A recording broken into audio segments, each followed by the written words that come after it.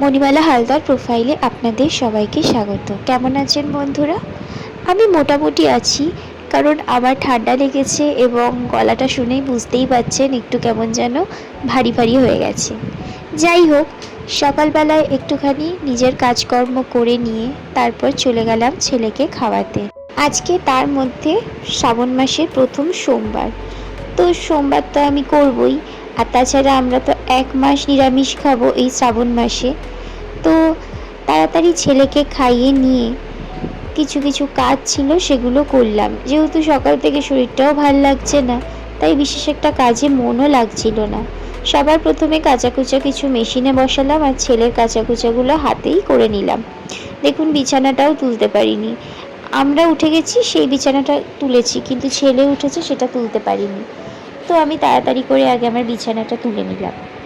সেদিনকার ছেলেকে স্কুলে দিতে গিয়ে 2টো ফুল গাছ কিনেছিলাম, আপনাদেরকে আর সময় করে দেখানো হয়নি। দেখুন কি সুন্দর দেখতে, বিশেষ একটা কিন্তু দামও নেয়নি, 140 টাকা নিয়েছে 2টো। যাই হোক, ঘরদোর আমি পরিষ্কার করে নিয়ে এবার চলে যাব ছেলেকে স্নান করাতে। আজকে আর ওকে স্কুলে পাঠাইনি, আমার নিজের শরীরটা ভালো না বলে, আর তার মধ্যে উপোস রয়েছি। আমার গলাটাও ঠান্ডা লাগার জন্য বারবার শুকিয়ে যাচ্ছে, তা আমি ওকে আর পাঠালাম না, কারণ হাঁপিয়েও যাচ্ছিলাম। স্নান টান করিয়ে ওকে রেডি করে দিলাম। এবার আমি নিজেও স্নান করে ফ্রেশ হয়ে চলে এসেছি। এবার বসবো পুজোয়। আমি পুজোর সমস্ত কিছু গুছিয়ে দিলে ওর বাবা পুজোটা করতে পারবে। বেটা ছেলে মানুষ তো অত গুছিয়ে কিছু করতে পারে না। যাই হোক, তো আমি সব কিছু গুছিয়ে দিলাম। আমিও পুজো করব, ও করবে। ও কিন্তু আমার সাথে উপোস। আমি তাও সকালবেলা 1 কাপ লিকার চা খেয়েছি, ও কিছুই খায়নি, জলও পর্যন্ত খায়নি। ওর ডালাটা আগে আমি প্রথমে সাজিয়ে দিলাম। ও প্রথমে ঠাকুরকে জল ঢাললো, তারপরে আমি জল ঢাললাম। সবচেয়ে বড় কথা কি, দুধের অপেক্ষায় আমরা বসেছিলাম যে ছেলের জন্য যে দুধ দিতে আসে ওখান থেকেই দুধ কিছুটা আগে ঠাকুরের জন্য রাখবো। এমন হলো, ও সংকল্প করে নেওয়ার পরে দুধটা আসলো, ওর আর দেওয়া হলো না। তা আমি বললাম যে তাহলে দুধটা আবার ঢালো। বললো না, আমি সংকল্প করে নিয়েছি যখন, আর আমি দুধ দেবো না। ও শুধু গঙ্গা জল দিয়েই পুজোটা দিল। আমার মনে আছে, আমি যখন প্রথম শ্রাবণ মাস করা শুরু করি, মানে আমি 2015 সালের কথা বলছি, তখন থেকেই আমি শ্রাবণ মাস করছি।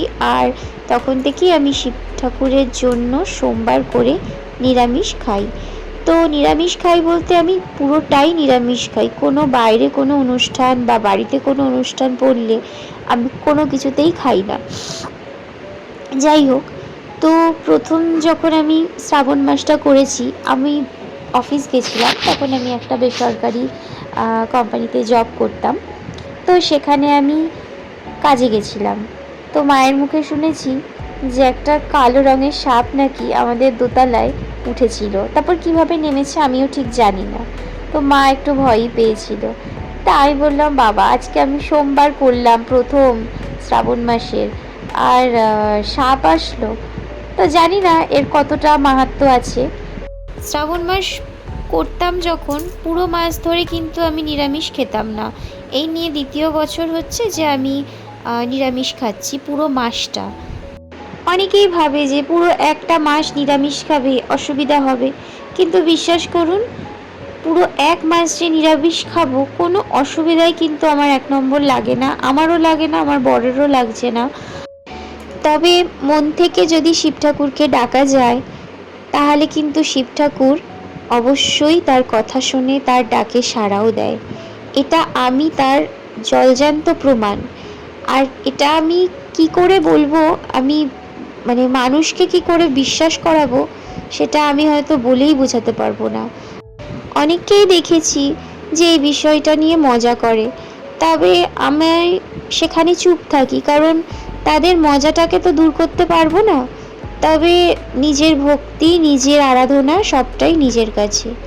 যাই হোক, পুজোটাও এখন আমার প্রায় শেষের দিকেই হয়ে এসছে। আমি এখন শিব ঠাকুরের মাথায় দুধটা ঢালছি, কারণ আমি বললাম যে আমার হাজবেন্ড যখন পুজো দিল সংকল্প করে নেওয়ার পর দুধ দিতে এসছে, তো ও আর দেয়নি, আমিই দিলাম।